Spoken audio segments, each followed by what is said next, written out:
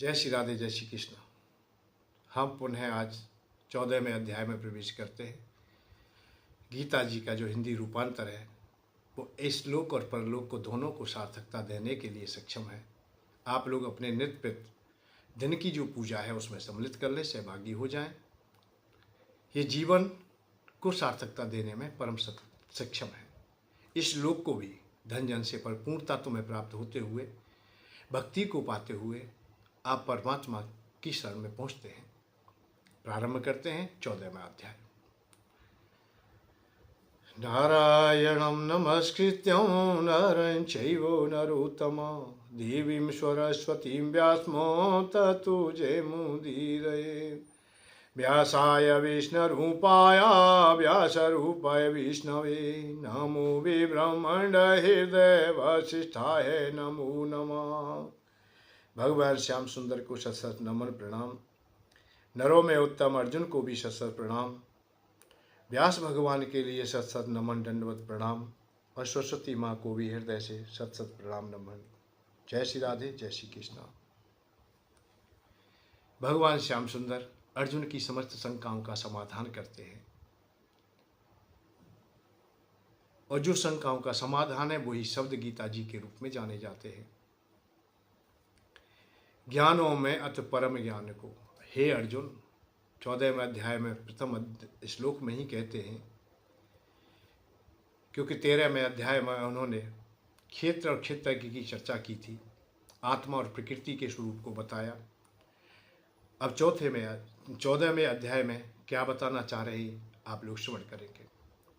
और ज्ञानों में अति परम ज्ञान को सुन अर्जुन फिर कहता हूँ, परम सिद्ध हो मुक्ति पावे सुन ले अर्जुन कहता हूँ। ज्ञानों में भी अति परम ज्ञान अर्जुन मैं उसे सुना रहा हूँ जो परम सिद्धि को देने वाला है, अर्थात मुक्ति देने वाला है। परम ज्ञान का आश्रय लेकर मेरे रूप को पा लेते, प्रलय काल व्याकुल ना हुए अर्जुन जीवन पा लेते। जो परम ज्ञान का आश्रय लेकर के मेरा भजन करते अर्थात मेरी तरफ आते, प्रलय काल में भी वो व्याकुल नहीं होते अर्थात दुखी नहीं होते, और पुनः जब प्रलय काल समाप्त होने के बाद में फिर जीवन धारण करते तो फिर भी उनका आनंदमय जीवन होता है। और महत प्रकृति सब भूतों की, सभी प्राणियों की ये प्रकृति है जो महत प्रकृति, अर्जुन योनि गर्वाधान जड़ चेतन भूतों को पैदा मैं ही करता गर्वाधान। ये प्रकृति जो महत प्रकृति है सब भूतों की जननी है, अर्थात इसको माता समझेंगे, परंतु बीज के रूप में जड़ चेतन समस्त भूतों को जितने भी पैदा होते उनका पिता गर्भाधान करने वाला पिता मैं ही हूँ। जितनी योनि देह धरे है मुझको बीज सनातन जान। जितनी भी योनियां पैदा है उनका बीज सनातन मैं ही हूँ, अतः मैं ही पिता हूँ, मैं ही रचनाकार हूँ, मैं ही रचयिता हूँ, अर्थात मैं ही उन समस्त जीवों का आश्रयदाता या चेतनता मुझसे ही है। जितनी योनि देह धरे है मुझको बीज सनातन जान। माया रूप प्रकृति रे जानो अर्जुन परम पिता तू मान। मैं अर्जुन समस्त प्राणियों का परम पिता परमात्मा मैं ही हूँ। जितनी योनि देह धरेंगी उनका सबका पिता मैं ही हूँ। हर 3 गुणों से जीव आत्मा अर्जुन बंधन बंध जाते, सतरजतम गुण नाम प्रकृति जीव आत्मा बन जाते। 3 गुणों से जीव आत्मा, 3 गुणों से, ये 3 गुण हैं इस प्रकृति में। कौन कौन से? सतुगुण, रजुगुण, तमोगुण। अर्जुन इन्हीं गुणों के कारण बंधन बंधता है जीव का। यहाँ जब शरीर धारण करता है तो ये तीनों गुण उसे उधारी में प्राप्त हो जाते हैं, अतः सहज ही मिल जाते हैं। सतरजतम 3 गुण यही प्रकृति का विशेष करके, और जीव और आत्मा दोनों मिल करके देह धारण कर लेते हैं। प्रकृति को आप लोग जीव भी कह सकते हो और आत्मा को आत्मा, जीव आत्मा यहाँ आकर के तैयार हो जाती है। और 3 गुणों में सतगुण निर्मल अर्जुन पावनता मानो, सुख संबंध ज्ञान कुरि पावे, अभिमान ज्ञान बंधन मानो। हे अर्जुन, 3 गुणों में सतो गुण है वो बड़ा निर्मल है और वो पावनता देने वाला है, सुख संबंध आनंद का देने वाला है, ज्ञान को देने वाला है, अर्थात मेरे नजदीक रहने वाला है, और बाकी का सब बंधन में डालने वाला है। आसक्ति और काम कामना, अर्जुन रागी रजोगुण में, कर्म के फल से बंध जाती है जीविया तुमा बंधनों में। आसक्ति और काम कामना जब पैदा होती है उनमें ये जानिए कि राग पैदा हो गया है, वो रजोगुण है। और रजोगुण का प्रभाव क्या है कि जितने भी कर्म आदि किए जाते उनके बंधन में बंध जाती है वो जीवात्मा आकर के, अर्थात फिर वो उन्हीं के इशारे पे चलना प्रारंभ हो जाता है, जीवात्मा बंधन में बंध जाती है। और जहाँ सतोगुण है वहाँ बंधन नहीं है, ज्ञान बंधन मानो, ज्ञान मतलब वो बंधन से मुक्त। सतोगुण तो बंधन से पुनः परमात्मा को ही प्राप्त होता है, परमात्मा का ही स्वरूप रहता है और सुख शांति से यह जीवन धारण करता है। आलस्य और प्रमादी अर्जुन, निंदा तमो गुणी पावे, मोहित देह तमो अज्ञानी, जीव्या तुमा बंधु जावे। आलस्य, प्रमादी और निंदा ये तमोगुण के गुण हैं।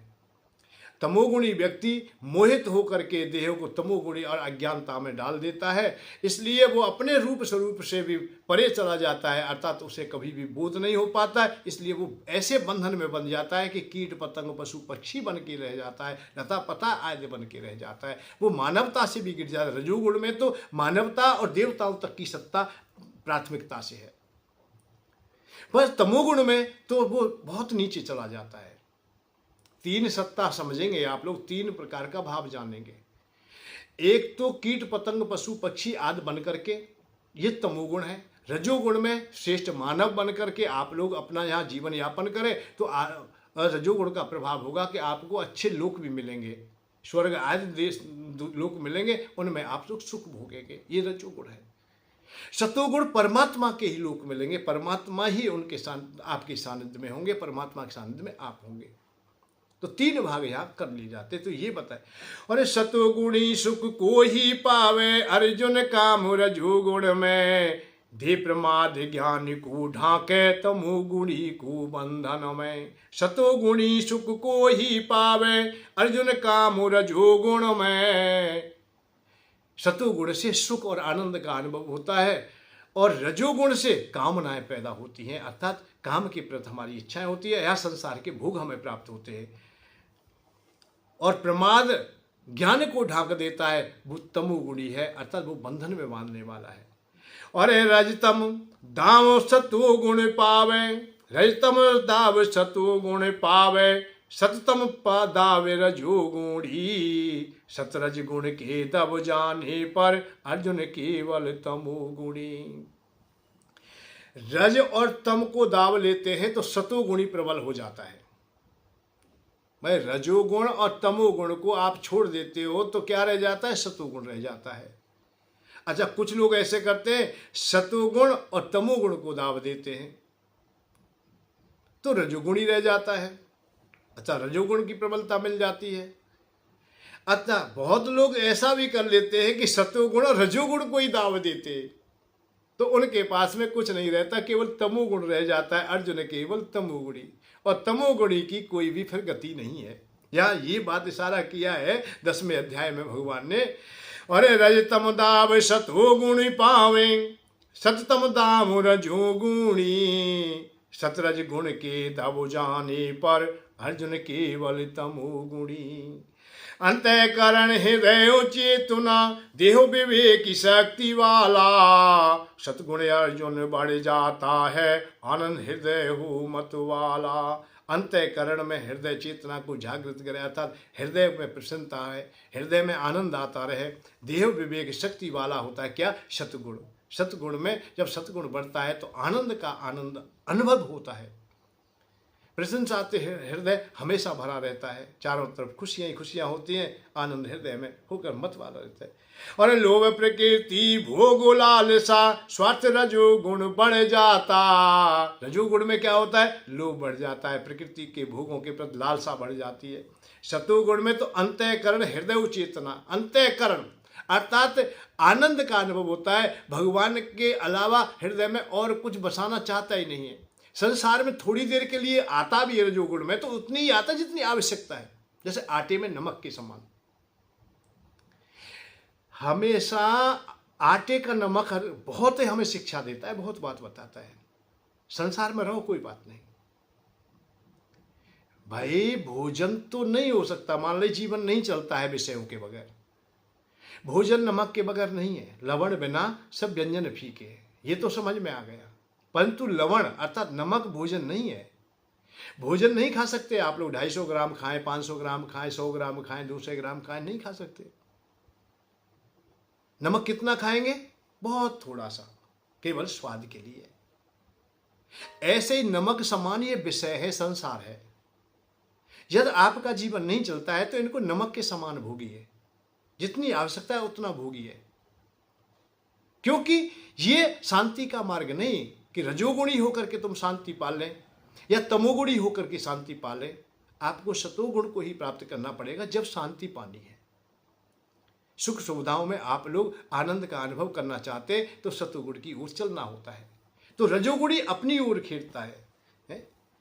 लोभ प्रकृति भोग लालसा स्वार्थ रजोगुण बढ़ जाता, और फल की आशा हृदय पीड़ा और लालसा बढ़ जाता। रजोगुण में क्या होता है? लोभ बढ़ जाता है, प्रवृत्ति हमारी ऐसी हो जाती है, लोभ है, हाथ पसारते ही रहते हैं, लोभ ऐसा बढ़ जाता है। संत भी हो जाए, बड़ा विज्ञानी भी हो जाए, फिर भी चंदा दे, चंदा दे, चंदा दे, चंदा, फिर मांगने की आदत उसकी अंत तक नहीं जाती। मृत्यु में पड़ा है, मरने वाला है, घंटा दो यूं बता दे जाए, घंटा भर पीछे मरेगा, फिर भी 2 आश्रम बनाने की सोचेगा, 2 मंदिर तो और बना जाऊं। उसे ये भी नहीं पता है कि मैं क्यों बना रहा हूं। कितने लोग ऐसे हैं जिन्हें ये नहीं पता है मैं क्यों बना रहा हूं भाई। इन्हें बनाने के कारण भगवान भी दुख पाएंगे, ये भी नहीं समझ पाए कि कल आरती नहीं होगी, कल पूजा नहीं होगी, प्राण प्रतिष्ठा कर दी है तुमने, कल हो सकता है पुताई भी ना हो। और अड़ोस पड़ोस में देखिए इतने मंदिर बने पड़े हैं, उनकी व्यवस्था नहीं हो रही है, फिर भी मैं नहीं मंदिर बनाऊंगा, भैया चंदा दे दे, मैं भंडारा करूंगा, भैया चंदा दे दे। अरे तू कौन है करने वाला? जब चंदा ही करके कर रहा है तो क्यों कर रहा है भाई? तू वृद्धाश्रम क्यों खोल रहा है जब चंदा करके खोलना है? तो गौशाला क्यों खोल रहा है जब चंदा करके करना है? तो तुझे जब मांग के करना है, नहीं कमा के कर तो आनंद आएगा। मांग के कर रहा है तो हाथ हमने आदत बना ली। जब हम रजोगुण में हो जाते अंतिम समय तक हम लोग लोभ को नहीं छोड़ते। लोभ प्रकृति भोग लालसा, भोग के प्रति इतनी लालसा हो जाती है कि मरते मरते भी भोगना चाहते हैं कि फिर भी हमें मिल जाए, फिर भी हमें पा जाए। और स्वार्थ रजोगुण बढ़ जाता, स्वार्थ बढ़ जाता है, फल की आशा हृदय पीड़ा और लालसा बढ़ जाता, और बढ़ती चली जाती है, बढ़ती चली जाती है। शास्त्रों से हमें सीखना चाहिए, हमें जानना चाहिए, परंतु हम ना जाने कब जानेंगे, जबकि सत्य तो ये शास्त्रों ने तो ये कहा है। भाई मंदिर बनाने के लिए तुमसे किसने कहा? जब बिहारी जी का मंदिर वृंदावन में है तो अन्य मंदिरों की आवश्यकता क्यों आ गई? अयोध्या जी में भगवान राम का मंदिर है, भगवान राम है, तो और देवी देवता या और मंदिरों की आवश्यकता क्या थी? कोई ये पूछने वाला नहीं है। क्यों बना रहे हो भाई तुम? बिहारी जी से भी बढ़कर के अपना मंदिर बनाते हैं कि हमारा मंदिर, भगवान राम के मंदिर से, मूल मंदिर से भी बड़ा हमारा मंदिर होना चाहिए, भगवान राम से भी बड़ा होना चाहिए, हमारा नाम तो भगवान राम से ऊपर होना चाहिए। अपने को भगवान सिद्ध करने के फेरे में लग जाते हैं। हम कहीं भी जाएं, किसी भी तीर्थ में जाएं, अरे जिस तीर्थ में जा रहे हैं, जिसकी गौणिकता है, जिसकी पावनता है, पवित्रता है, उसमें वही मंदिर होना चाहिए। बालाजी में एक ही मंदिर हो, हनुमान जी का, जहां हनुमान जी क्यों दर्शन जो हम करने जा रहे हैं वो भी हनुमान जी की तो जा रहे हैं। इतनी दूर से हम गए, वहां भी हमें कृष्ण बंसी बजाते पाए। हम ब्रज को छोड़ के गए, वहां भी कृष्ण भगवान पा गए, हमें बंसी बजाते। अरे भैया क्यों? जब बंसी बजाने के वाले के ही दर्शन करते तो वो तो हम ब्रजवासी थे ही, हम तो ब्रज में ही रहते, फिर हम क्यों जाते भाई? हम हनुमान जी के दर्शन करने के लिए गए थे, तो वही मंदिर होना चाहिए और कोई मंदिर नहीं होना चाहिए।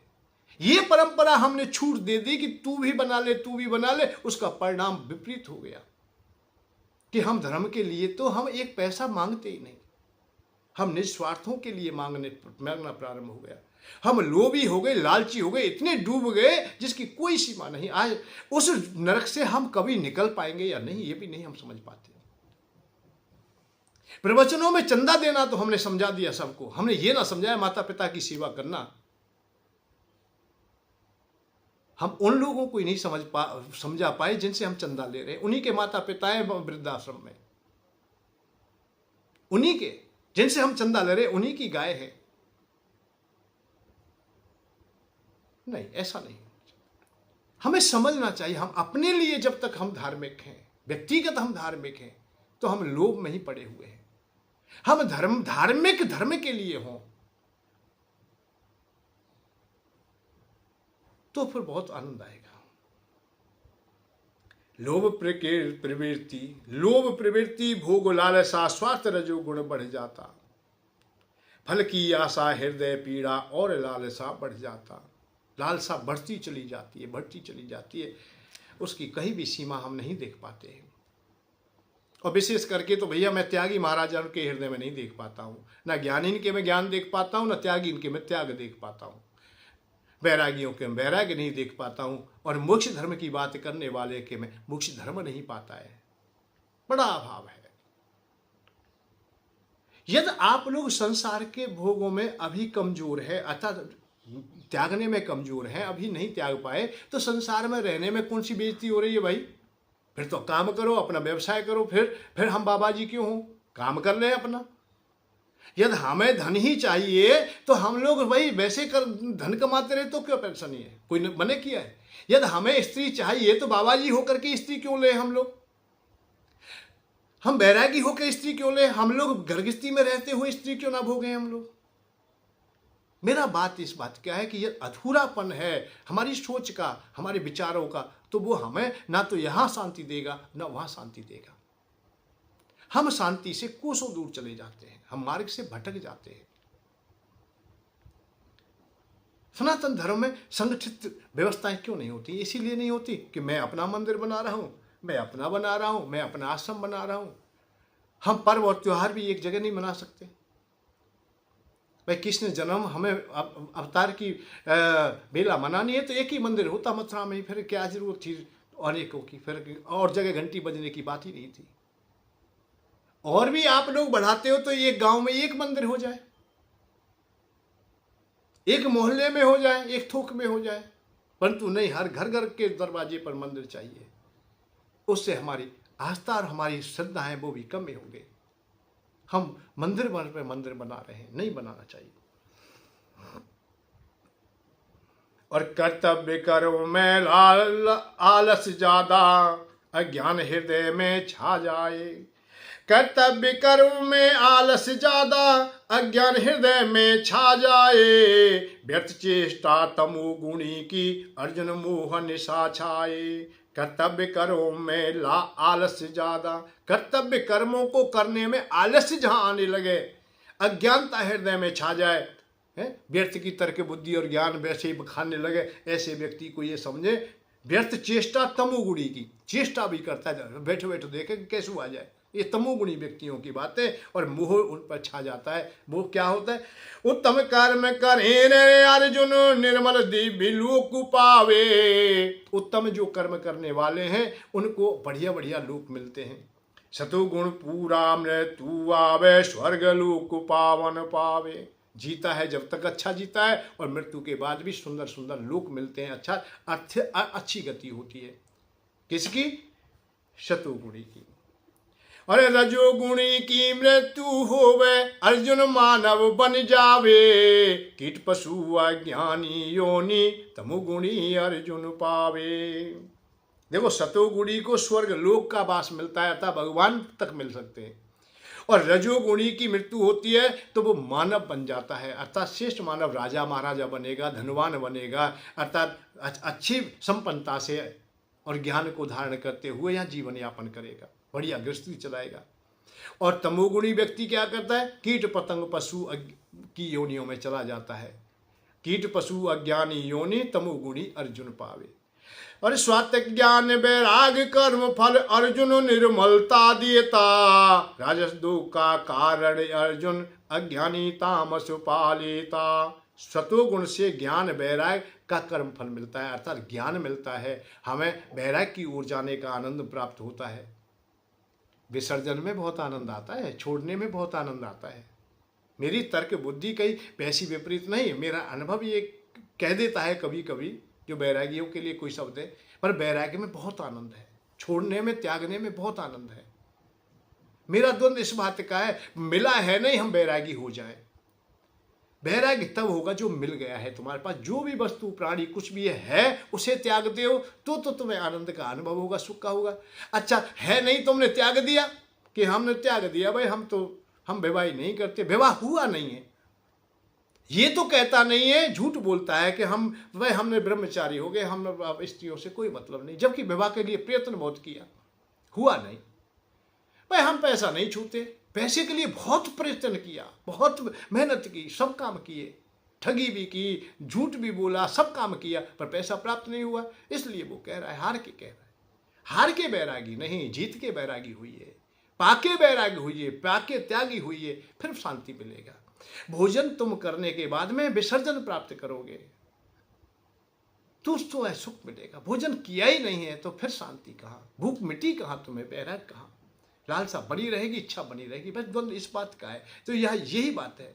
स्वात्विक ज्ञान वैराग करो फल अर्जुन निर्मलता देता, स्वात्विक ज्ञान वैराग कर्म फल अर्जुन निर्मलता देता। स्वात्विकी को हमेशा ज्ञान और वैराग जो भी कुछ मिलता है, जो कर्म फल भी होते, वो निर्मलता देते, आनंद से हृदय को भरते हैं। राजस दुख का कारण अर्जुन अज्ञानी तामस पालेता। राजस दुख का कारण, राजस का भाग है कि संसार के भोगों का, संसार के भोगों में एक काम है, भोगते समय थोड़ा अच्छे लगते हैं। रजोगुण में ऐसा गुण है कि भोगते हुए तो बहुत अच्छा लगता है, पर थोड़ी देर के बाद में वो संसार में मिथ्याचारण में चले जाते हैं, अतः परिणाम में पीछे कष्ट देते हैं। संसार की भोग कैसे के, दाद खाज खुजली के समान, खुजाते समय तो बहुत अच्छा लगता है कि हाँ खुज रहा है, सुंदर भी लग रहा है, शांति का भी अनुभव करता है, सुख का अनुभव करता है, परंतु वही स्थान जब घायल हो जाता है, खुजाते खुजाते बड़ी पीड़ा देता है, पीछे घाव हो जाते हैं, मवाद निकलने लगता है। तो संसार के भोगों में यही बात है। हमें जलेबी बहुत अच्छी लग रही है, रसगुल्ला बहुत अच्छा लग रहा है, खा रहे खाते खाते वो अरुचि में चला जाएगा, विष के समान हो जाएगा, एक किनका भी तुम अपने मुंह में नहीं रख पाओगे। जबकि रसगुल्ला मीठा था और उसको खाने के लिए भाग भी रहे थे और सुख भी दे रहे, पर थोड़ी देर के बाद वो विष जैसा हो गया। स्त्री हमें बहुत अच्छी लगती है, भाई हमारी पत्नी है, पति हमें बहुत अच्छा लगता है, हमारा पति है। जब हृदय में काम होता है तो हृदय से लगा लेते हैं, और जब काम हमारा निवृत्त हो जाता है तो वो विष के समान हो जाता है। स्वाभाविक की बात है, यह प्रकृति में ये बात कही गई। राजस दुख का कारण, रजोगुणी जो व्यक्ति होते हैं, अर्थात रजोगुण तप करता है वो स्वर्ग पा लेता है, और सुख जब मिलता है, स्वर्ग मिलता है, धन संपत्ति मिलती है, उसका परिणाम होता है रास्ते से भटक जाते, परिणाम में नरक में आ जाते। ये भी बात समझ सकते। तो रजोगुण दुख का कारण अर्जुन अज्ञानी तामस पा लेता, और अज्ञानी पुरुष तो तामसी हो जाते हैं, जिनका जीवन ही सब व्यर्थ चला जाता है। और सतुगुणी को ज्ञान मिलेगा, लोभ रजोगुण पालेगा, मोह प्रमाद बढ़ा दे अर्जुन अज्ञान तमो गुण पालेगा। सतुगुणी को ज्ञान मिलेगा, सतुगुणी व्यक्ति को ज्ञान मिल जाएगा, और रजोगुणी को क्या मिलेगा, लोभ मिल जाएगा, पाने की लालसा उसके हृदय में हमेशा बनी रहेगी कि यहाँ से सुख मिल जाए, यहाँ से फायदा हो जाए, यहाँ से लाभ हो जाए। और मोह प्रमाद बढ़ा दे अर्जुन अज्ञान तमो गुण पालेगा। मोह बढ़ा देगा, प्रमाद बढ़ा देगा, क्रोध विषयों में अंधापन ला देगा। देखो एक बात और बता, रजोगुण तुम्हारे हृदय में है तब तक तुम्हारे जो विषय हैं वो विशेष नुकसान नहीं देने वाले। विषय ये नुकसान कब देते हैं, हानि कब करते हैं? जब आप लोग तमोगुण में समा जाते हैं। भाई काम कब नुकसान करेगा? जब काम में अंधे हो जाओगे। लोभ कब नुकसान करेगा? जब लोभ में अंधे हो जाओगे। ये विषय जब अत्यंत तीव्रता से तुम पर प्रभावी हो जाते हैं तो इसे तमोगुण समझें। उस समय तुम्हारा जीवन नरक के समान हो जाता है। या ये मोह प्रमाद बढ़ा दे अर्जुन, अज्ञान तमोगुण पालेगा। इसलिए इन विषयों को हमेशा सद करके, समझ करके और सम कर करके ही उपयोग में लेना चाहिए। और इस सतोगुणी को स्वर्ग में लेगा मानव लोक रजोगुण को। अब इनको अपनाने वाले सतोगुणी, रजोगुणी, तमोगुणी को लोक भी मिलते, बास कहाँ मिलता है, कैस कैस जगह मिलती है। और इस सतोगुणी को स्वर्ग में लेगा मानव लोक रजोगुण को। सतोगुणी को स्वर्ग आदि पितृगण लोक, जो श्रेष्ठ श्रेष्ठ लोक हैं, जहाँ हमें समस्त सुविधाएं प्राप्त होती हैं, जहाँ सुख और आनंद का अनुभव करते हैं, वो लोक मिलेंगे। और रजोगुणी को क्या मिलेगा? ये मृत्यु लोक मिल जाएगा, मानव लोक। और सतोगुणी को स्वर्ग मिलेगा मानव लोक रजोगुण को। कीट पतंगे अधोगति जावे नरक मिलेगा तामस को। तमोगुणी को क्या मिलेगा? कीट पतंग पशु बन जाएंगे, मृत्यु लोक में ही रहेंगे, मानव लोक में ही रहेंगे, परंतु वो अनेक योनियों में गिर जाएंगे, जलचर बन के रह जाएंगे। जल में भी कितने कितने 1-1, 2-2, 4-4 किलोमीटर नीचे पड़े हैं। जीवन तो पाया है पर कोई पता नहीं। कितनी ऐसी योनि है तुम रात दिन अपने अनुभव में भी लाते हैं, जिन्हें हम गिन भी नहीं सकते। बहुत बहुत सूक्ष्म है, बहुत बहुत छोटी छोटी है, जिनका कोई गिनती करना कहीं की नहीं जा सकती है। और गिनती में कहीं आते नहीं कि उन्हें कहीं जन्म पाया, कोई हिसाब किताब भी रखता हो। क्यों? कि वो तमोगुणी व्यक्ति हो गए थे। वो बहुत लोग कह रहे हैं भाई देखा जाएगा, और कितने लोग तो आए तो ऐसे ऐसे मूर्ख भी है कि ईश्वर होता ही नहीं, सत्य होता ही नहीं, भगवान होता ही नहीं। आज मैं एक समाचार सुन रहा था, तो उसमें 10 विभाग हमारे यहाँ रखे गए भारत के कि कौन कौन बेईमान है।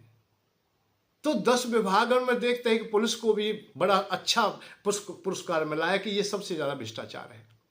फिर राजस्व विभाग को देखा है कि ये भी अच्छा इनाम पाने वाला है कि भ्रष्टाचारी यहाँ में ठीक है। फिर देखा है स्वास्थ्य विभाग को भी देखा, परिवहन विभाग को देखा, बिजली विभाग को देखा। मैं तो ये विचार करता रह गया कि जो स्वास्थ्य विभाग है, जो दूसरे को जीवन देता है, वो भी भ्रष्टाचार में है। राजस्व विभाग है, वो भी है।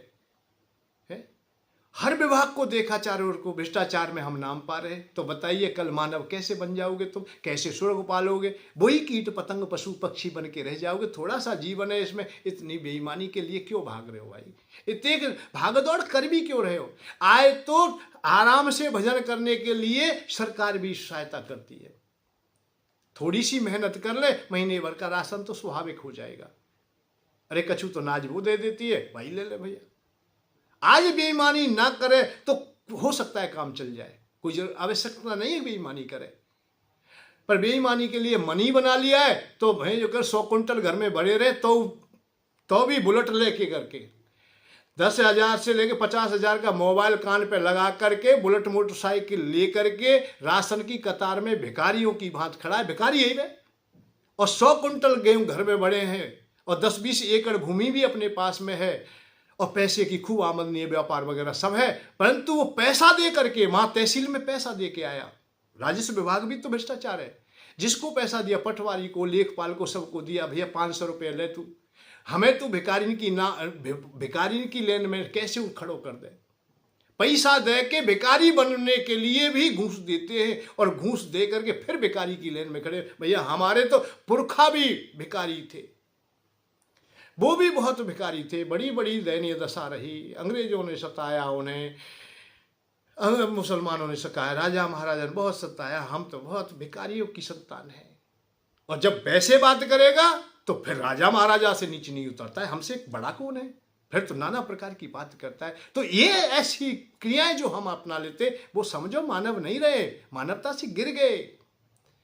वो कुछ है ही नहीं, उनकी कोई भी सत्ता नहीं रहने वाली। वो कीट पतंग पशु बन के रह जाएंगे। यहाँ भगवान ये बात कह रहे।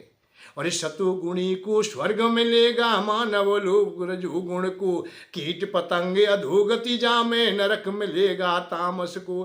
तीन गुणों से परे न करता, मुझ पर परमेश्वर जान लिया। और तीन गुणों से परे न करता, मुझ परमेश्वर जान लिया। मेरा दिव्य रूप पालेगा, अर्जुन मुझको जान लिया। तीन गुणों से परे न करता, इन तीनों गुणों से परे हो जाएगा। सतोगुण में भी सतोगुण समाया हुआ है और आगे चला जाता है तो वो मुझे प्राप्त कर लेता है, मेरा दिव्य रूप पा लेता है। मेरे का भाव है कि मेरे जैसा ही, मेरे जैसा और दूसरा कोई नहीं, इसलिए मैं ही हो जाता हूं, अर्थात मुझ में ही समा जाता है।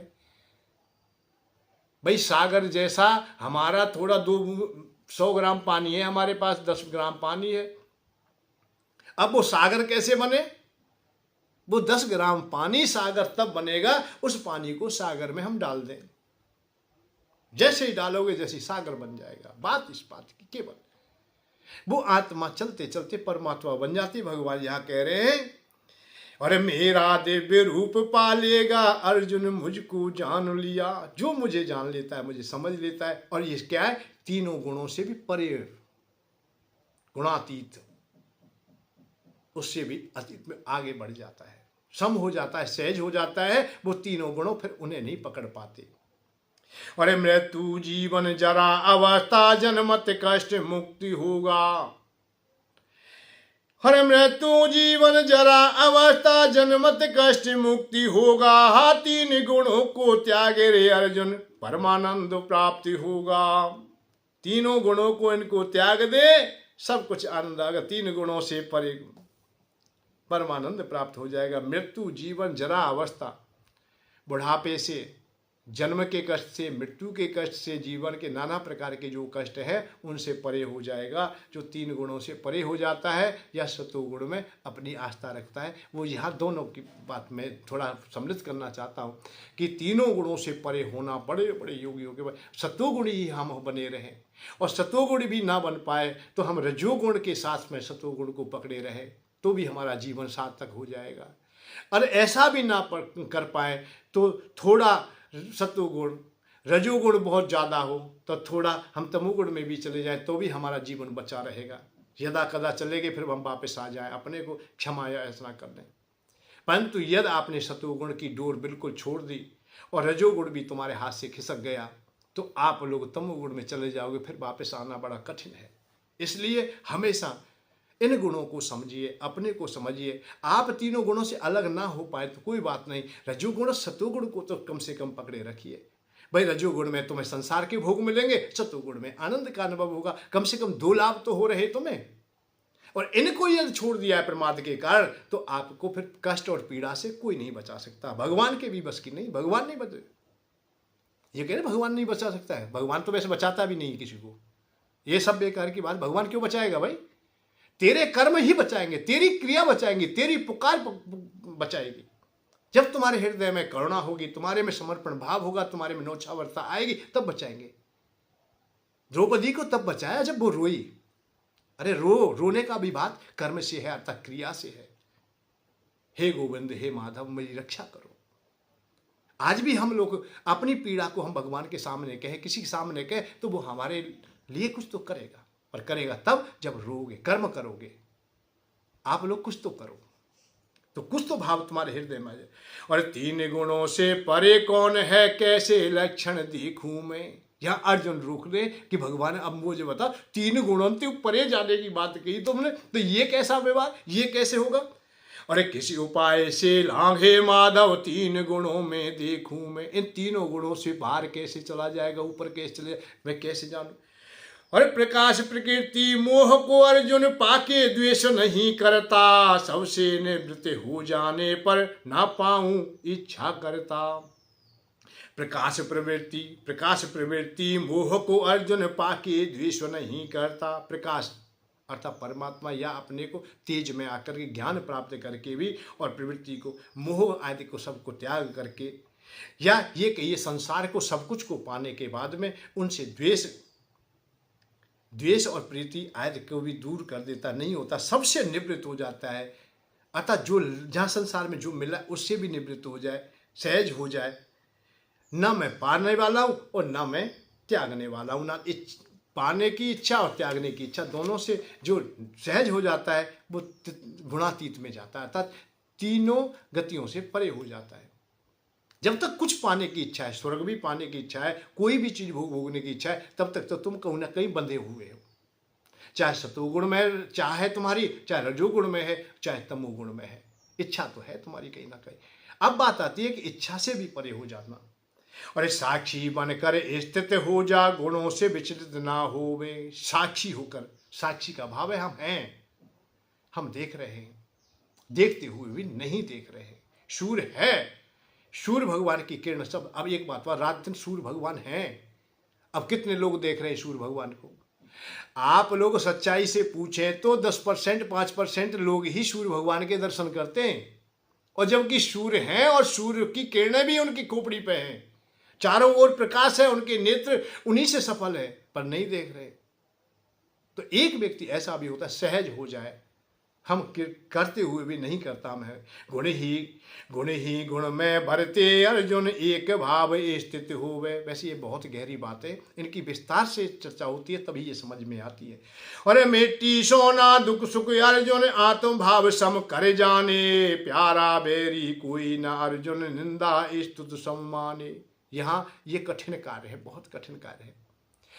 ये गीता जी ने कहा है, हम भी बोल देते हैं, पर मिट्टी सोना, सोना और मिट्टी बराबर हो जाए, दुख सुख पीड़ा और सुख का अनुभव बराबर हो जाए, बड़ा कठिन काम है।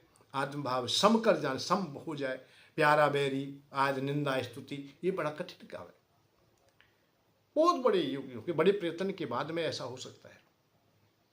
नहीं तो हम तो देखते हैं, एक पंक्ति आती है कि कंचन तजना सहज है।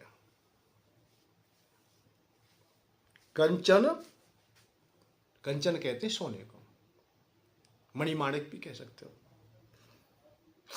तो यहां ये कहा गया कंचन तजना सहज है और त्रिया का नेह, जबकि ये दोनों चीज बड़ी कठिन बात है, ये त्यागी नहीं जा सकती, बड़ा कठिन काम होता है। कंचन सोना अर्थात पैसा। अब कितने कितने आश्रमों को तुम देख रहे हो, जगत गुरु शंकराचार्य सबको देख रहे हो ना। शंकराचार्य वो पकड़े बैठा है, जगत गुरु है वो भी पकड़े बैठा है, जिनको हम लोग मोहर लगा चुके हैं कि ये तो जगत गुरु हैं भाई, ये संसार के सर्वश्रेष्ठ संतों में है, सर्वश्रेष्ठ संतों की जिन्हें उपाधि मिली हुई है, ये शंकराचार्य है, मोहर लगाती है, ये भगवान है, शंकराचार्य भगवान है। इस प्रकार की जिनको उपाधि मिली हुई है, परंतु धन वहां भी नहीं त्यागा जाता, बड़ा कठिन काम होता है। परंतु पंक्ति कह रही है कि ये सहज है, ये मेरी समझ से बाहर रहा, बड़ा कठिन काम रहा। कंचन तजना सहज है और त्रिया का नेह, पर कहा है तो किसी न किसी कारण से कहा होगा, दुर्गम मार्ग बता दिया है। प्रकृति को त्यागना बड़ा कठिन काम है। त्रिया का भाव केवल पत्नी से ही संबंधित ना रखें, ये पूरी संपूर्ण प्रकृति है। प्रकृति को छोड़ना, प्रकृति से परे जाना, तीनों गुणों से परे हो जाना बड़ा कठिन काम है। परंतु मान लिया हमने, संसार की ही बात मान ली कि पैसा हम छोड़ सकते हैं और ये सहज है, और पत्नी को भी छोड़ दे, स्त्री को भी छोड़ दे, हम ब्रह्मचारी हो जाए, ये भी सहज है। पर दूसरी पंक्ति क्या कहती है? मान बड़ाई ईर्षा तुलसी दुर्लभ दो। मान बड़ाई, मान को, सम्मान को तो छोड़ ही नहीं सकता है।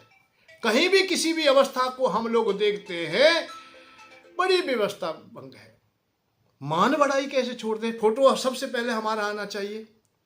अब कहीं भी तुम चले जाओ, चाहे प्रधानमंत्री पे चले जाओ, राष्ट्रपति तक चले जाओ, चाहे गुरुओं तक चले जाओ, आश्रमों तक चले जाओ, त्यागी महाराज, बैरागी, ब्रह्मचारी, कहीं भी चले जाओ, कैमरा के सामने तो उनको रहना होगा। ये अवस्था तो सामने है। मान बढ़ाई अर्थात थोड़ा सम्मान देंगे तो खुश हो जाएंगे, यदि अपमान किया तो वो रुष्ट हो जाएंगे। ना तो धन को छोड़ना सहज है, और ना ही हम मान सम्मान को छोड़ सकते हैं, अतः प्रकृति को। ये बात कही यहां थोड़ा सा, साक्षी बनकर स्थित हो जा, गुण से विचलित ना होवे। गुण ही गुण में बरते अर्जुन, एक भाव स्थित होवे। एक भाव हो जाए, अरे मिट्टी सोना दुख सुख अर्जुन आत्म भाव सम कर जाने, प्यारा बेरी कोई ना अर्जुन निंदा स्तुति सब माने। गीता जी ने कह दिया, इसलिए भैया मैंने भी कह दिया, मेरे बस की तो बात है नहीं कि मिट्टी सोना नहीं मान सकता मैं। मेरे हृदय में तो बहुत लालसा बनी रहती है। कभी कभी काम भी हृदय में आता है, क्रोध भी आता है, लोभ भी आता है। ये विषय कहीं ना कहीं हमें अपनी ओर खींचते रहते हैं, इसलिए हम लोग कह नहीं सकते। अभी मिट्टी सोना बड़ा कठिन पहचान है, और जब तक मिट्टी सोना की पहचान है और इच्छा है, लालसा है, तब तक ही तो हम बोल रहे हैं। कैमरे के सामने भी तभी बोल रहे हैं हम लोग, जब कुछ ना कुछ तो अभी छुपा बहुत है। ये विषय भी हमें चारों ओर से सदैव घेरते रहते हैं। इनसे बचना बड़ा कठिन होता है। बचने का कोई मार्ग है तो केवल इतना ही है कि हम लोग अपने को परमात्मा के लिए समर्पित करें और बहते जल के अनुसार हम चल दें। नदी में हम चल रहे हैं और इसमें से बचना है तो बहते बहते किनारे पर उसके धीमे धीमे पार होते रहें, धारा के अनुसार। ऐसे ये विषयों की धारा है, विषयों के साथ भी चलते चलते तुम योग को अपना ले सकते हो। इसी को कर्म योग की ओर बढ़ा दीजिए, भक्ति योग की बढ़ा दीजिए। ये सांख्य योग तो बहुत कठिन है, ये वैराग्य कठिन है, बहुत बहुत कठिन है। हम कह तो सकते हैं, हम रूप स्वरूप तो बना सकते हैं, हम आकृति तो बना सकते हैं, हम ये कह आडंबर तो बना सकते हैं कालनेमी की तरह, परंतु सचमुच में बड़ा कठिन काम है। मिट्टी सोना सुख दुख अर्जुन आत्म भाव सम करे जाने, प्यारा बैरी कोई ना अर्जुन निंदा स्तुति सब माने। सम नहीं हो सकता, बड़ा कठिन काम है। तो इसलिए हम लोगों को भक्ति योग को ही प्रधानता देनी चाहिए, कर्म योग को देनी चाहिए। सांख्य योग बड़ा कठिन होता है, जिनकी समझ में आ जाए वो ठीक है भैया। परंतु मैं तो वो बात कहना चाहता हूँ, महाभारत में एक बात पढ़ी थी मैंने, जिस समय धृतराष्ट्र को रात्रि में निंद्रा नहीं आती है, विदुर को बुला लेते हैं। जब संजय पांडवों के पास से वापस आते हैं तो वो कुछ कड़वे बोल गए थे कि आप अपने पुत्रों को नहीं समझाते हैं, आपका ही अपराध है कि जो कि आपने दुर्योधन को इतनी छूट दी, और ये महाभारत का युद्ध होने वाला है जिसमें नरसंहार होगा, बहुत हानि होगी, उसके अपराधी तुम ही हो। जब विदुर को बुलाया तो विदुर ने बहुत बातें कही उनसे, बहुत सत्संग हुए, और सत्संग चलते चलते एक ऐसे सत्संग पर पहुंच गए, मोड़ पर पहुंच गए जो ब्रह्म ज्ञान के पार जाना चाहता था ब्रह्म ज्ञान तक पहुंच गया था। तो विदुर जी उस समय एक बात कह रहे थे, विदुर वो चलते चलते ये कहे, ये मेरे सामर्थ्य से बाहर है, क्योंकि मैं अब यहां से आगे प्रवचन नहीं कर सकता। वान कि क्यों, तुम्हें ज्ञान नहीं है क्या, पता नहीं है? विदुर जी से कहा। वान कि नहीं, मुझे पता है, परंतु मेरा अब अधिकार नहीं है। इसको कोई परम ब्रह्म ऋषि ही सुना सकता है, और उनके लिए ब्रह्मा जी के पुत्र सनकादिक ऋषियों को ही नियुक्त किया गया। ये मैंने महाभारत में पढ़ा, वहां ये बात स्पष्ट कही विदुर जी ने, मुझे पता है। पर कि उन्हें कौन बुलाएगा, पर कि मैं बुला लूंगा। तो उन्होंने मंत्रों के द्वारा सनकादिक ऋषियों को बुलाया, सन सुजात जी को बुलाया, और उनके द्वारा धृतराष्ट्र को वो बातें बताई गई जो ब्रह्म ज्ञान की बात थी। तो बात इस बात की है कि हम पात्र होने चाहिए। सबसे पहले तो हम जिस चीज को सुना रहे हैं, जिस बात को बता रहे हैं, उसके पात्र हों हम। हमसे तो मिट्टी सोना बराबर हुआ नहीं, और हम आपसे कह कि मिट्टी सोना बराबर कर दें तो यह अधूरापन हो जाएगा, यह वाणी झूठी हो जाएगी। क्योंकि झूठ से पैदा है, झूठ से पैदा ना हो, इसका हमेशा ध्यान रखना चाहिए कि जब मैं मिट्टी सोना बराबर ना कर सका, भगवान ने कहा है वो व्याख्या तो अलग करनी है, कोई परेशानी नहीं। जब मेरे हृदय में वो भाव नहीं आए तो सुनने वाले के हृदय में भी वो भाव नहीं आ पाएंगे। दुख सुख से मैं परे नहीं हूं, लाभ हानि से परे नहीं हूं, काम क्रोध लोभ मोह विषयों से परे नहीं हो पाया। तो इसलिए मैं उस व्याख्या पर विशेष ध्यान देना चाहता हूं कि संसार में रह रहे हो आप लोग तो सुखी होकर रहिए, और सुखी होंगे भौतिक सुख से। भौतिक सुख हमें सहजता से देवताओं से मिलता है, जो माधव ने हमें बताया है। यह संसार का सुख चाहिए तो देवताओं की उपासना करें, और आत्मा को आनंद देना है। संसार देखो, शरीर को तो सुख मिलता है, आत्मा को आनंद मिलता है। आत्मा को आनंद देना है तो मेरी तरफ आ जा, जैसा भी मुझे चाहता है, जैसा भी। हे अथामा प्रबोधन्ते तास थाम भजाम्य मम्बरतानुवर्तन्ते मनुष्य पा सर्वसा। जैसा भजेगा, जैसा चाहेगा, जैसा कर वैसा मैं मिल जाऊंगा उसे। देवताओं के रूप में पूजेगा, देवता के रूप में मिल जाऊंगा। पितृगणों के रूप में पूजेगा, पितृगणों के रूप में मिल जाऊंगा। भूतगणों के रूप में पूजेगा तो भूत गणों के रूप में मिल जाऊंगा। और मेरे रूप में अतः मुझे पूजेगा तो मैं मिल जाऊंगा, मुझे पूजेगा तो मैं मिल जाऊंगा। ये बिल्कुल सही है। तो जहां तक जैसी अवस्था है, तो हम ये चाहते हैं कि अभी हमारी जब कामना है, हम सत्संग तो सुन रहे हैं परंतु हमें अभी कामना है कि धन चाहिए, हम पर कर्ज आया है, हमारा कर्ज दूर हो जाना चाहिए, हमारी बिटिया का विवाह हो जाना चाहिए। हम संसार के जब संसार के भोग चाहते तो संसार से जुड़े हुए ही काम करें, अर्थात भक्ति को भी उसी को जोड़ ले। या धन चाहिए तो कुबेर भगवान को जोड़ ले, स्वास्थ्य बढ़िया चाहिए धनवंती को जोड़ ले। इसलिए भगवान ने देवताओं की नियुक्ति की। मैं ये बात बताना चाहता हूँ कि उतना ही बोलना चाहिए। ये बहुत गहरा श्लोक आ गया है, जो 14वें अध्याय का 24वां श्लोक है ये। और मिट्टी सोना दुख सुख अर्जुन आत्म भाव सम कर जाने, प्यारा बैरी कोई न अर्जुन निंदा स्तुत संवाने। अपमान मान बैरी या प्यारे अर्जुन सम कर जानेगा, सारे भौतिक कर्म जो त्यागे गुणातीत हो जाएगा। गुणातीत कौन हो जाएगा? अपमान माने से, बैर भाव से सम हो जा, सारे भौतिक कर्म जिते को सब त्याग दे, अर्थात सबसे सहज हो जा, तो वो तीनों गुणों से परे हो जाएगा, गुणातीत कहा जाएगा। और जिसकी भक्ति अविचारी मुझ परमेश्वर भज लेता, तीन गुणों को लाघरे अर्जुन ब्रह्म प्राप्त वो कर लेता। जिसकी भक्ति अव्यभिचारी, व्यभिचारी नहीं है। व्यभिचारी भक्ति क्या है? पहले भी इशारा किया कि अन्य देवताओं को भजता हो, अन्य को मानता हो, औरों को मानता हो, या यहाँ वहाँ भागता हो, जैसे वेश्या की तरह अनेक देवताओं से याचना करता हो, तो वो व्यभिचारी हो जाता है। अब व्यभिचारी कौन है? जो केवल मुझे ही, जैसे पतिव्रता स्त्री अपने पति के अलावा और किसी को नहीं चाहती, ऐसे मेरे अलावा और किसी को नहीं चाहता है, तो मैं उसे अपना लेता हूं, वो मेरा हो जाता, मुझ परमेश्वर भज लेता। और तीन गुणों को लांगे रे अर्जुन ब्रह्म प्राप्त वो कर लेता। वो तीन गुणों से परे हो जाता है, अर्थात तमोगुण से, रजोगुण से, सत्वगुण से परे हो जाता है। सत्वगुण, रजोगुण, तमोगुण तीनों गुणों से परे हो जाता है, वो गुणातीत कहा जाता है। क्योंकि अर्जुन मैं अविनाशी परम ब्रह्म का अमृत हूँ, नित्य धर्म का पालन कर ले, नित्य सनातन आनंद हूँ। क्योंकि अर्जुन मैं अविनाशी, क्योंकि अर्जुन मैं अविनाशी परम ब्रह्म का अमृत हूँ, नित्य धर्म का पालन कर ले, नित्य सनातन आनंद हूँ, नित्य सनातन आनंद हूँ। नित्य सनातन आनंद मैं ही हूँ, मुझसे अलग कोई भी नहीं, मैं ही अमृत हूँ। अर्जुन मुझे अविनाशी को प्राप्त कर ले, जिसका कभी नाश ना होता, वो ही परम सुख देगा, परम आनंद देगा। यहाँ गुणातीत की बात बताई भगवान श्याम सुंदर ने बहुत अच्छी प्रकार से। ये गीता जी हमें बहुत कुछ देने वाली है, इस लोक में परलोक में दोनों में सार्थकता देंगी। 14वां अध्याय बहुत अच्छी प्रकार से, जिसमें 27 श्लोकों का समावेश है। इनका हिंदी रूपांतर आपको सुनाया। अब हम लोग 14वें अध्याय के महात्म की ओर चलते हैं। प्रेम भाव से पाठ करेगा 14 भवन सिद्धि होंगे, भक्ति रस अमृत तू पाले, सारे कष्ट नष्ट होंगे।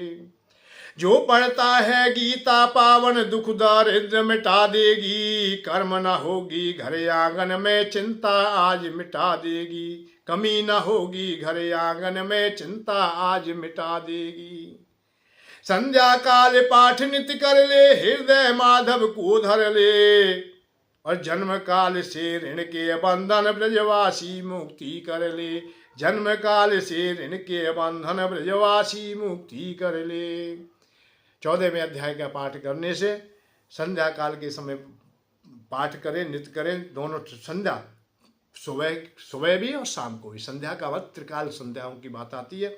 हृदय में माधव को धर ले, जन्म काल के जितने भी ऋण हैं, अर्थात संकट हैं या कर्म हैं, सबके बंधन टूट जाएंगे, आप मुक्ति को प्राप्त करेंगे, अर्थात भक्ति को प्राप्त करेंगे, भगवान की ओर चलेंगे।